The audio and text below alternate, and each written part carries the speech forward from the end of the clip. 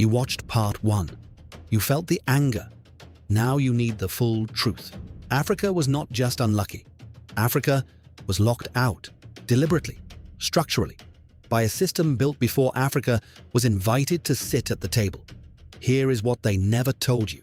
For decades, UEFA, Europe's football federation, held more World Cup spots per nation than CAF, the African Football Federation, despite Africa having more member nations and a larger population. Europe had 16 guaranteed spots for 55 nations. Africa had 4 spots for 54 nations. The numbers were never equal, and they were never equal on purpose. The scholar Chuka Onwumachili, in his research on African sport and global power, argues that the exclusion of Africa from World Cup success mirrors the exclusion of African nations from global economic and political power, always producing, always contributing, always denied the final seat at the table. But look at what African talent did anyway.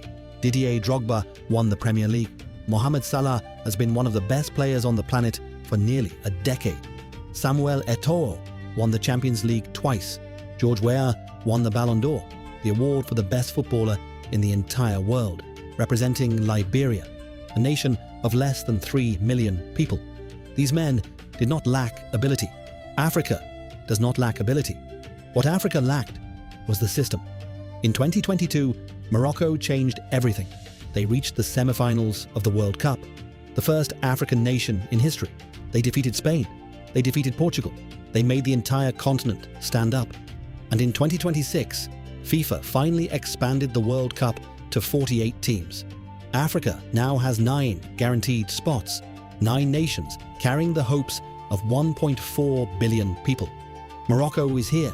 Senegal is here. Nigeria is here. Egypt is here. The system has been cracked open, slowly, painfully, by generations of players and administrators and supporters who refuse to accept anything less than what Africa deserves.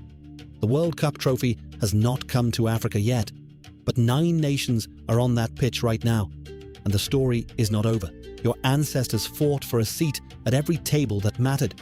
African football has been fighting for that same seat for 100 years. Every time an African player bends a ball into the top corner on the world's biggest stage, that is the same fight. They told you Africa had no place in the world's game. Now you know Africa built the talent that made the world's game worth watching. Watch this space.